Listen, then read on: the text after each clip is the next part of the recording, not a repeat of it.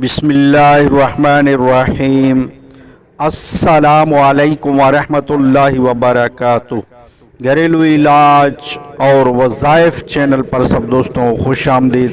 आज इंशाअल्लाह घरेलू इलाज और वज़ाइफ में मुहर्रम का वजीफ़ा अर्ज़ किया जाएगा। मुहर्रम में कौन सा ऐसा वजीफ़ा है जो करें तो उसमें बरकतें हासिल हों। 10 मुहर्रम के दिन का वजीफ़ा है। वीडियो को अव्वल से आखिर देखें कि मुहर्रम के वजीफ़े के क्या क्या फ़ायदे हैं।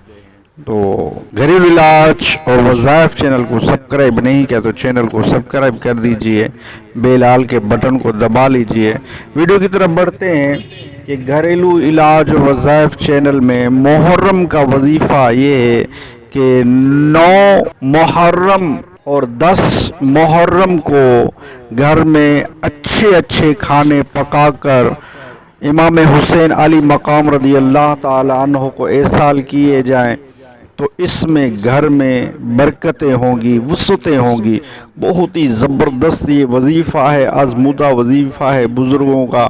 ये ख़ुसूसन 10 मुहर्रम को आप अगर खिचड़ा, जिसे हलीम भी कहा जाता है, खिचड़ा पकाएंगे तो ये तमाम बेहतर है कि इससे जो ना मुफ्ती अहमद यार खान नेमी रहमतुल्लाह अलैह ने अपनी इस्लामी ज़िंदगी किताब में फरमाया है कि जो 10 मुहर्रम को खिचड़ा पकाएगा उसके रिस्क में बरकत और वुसअत होगी। बहुत ही ज़बरदस्त ये बुज़ुर्गों के रिस्क के बरकत के टोटके हैं।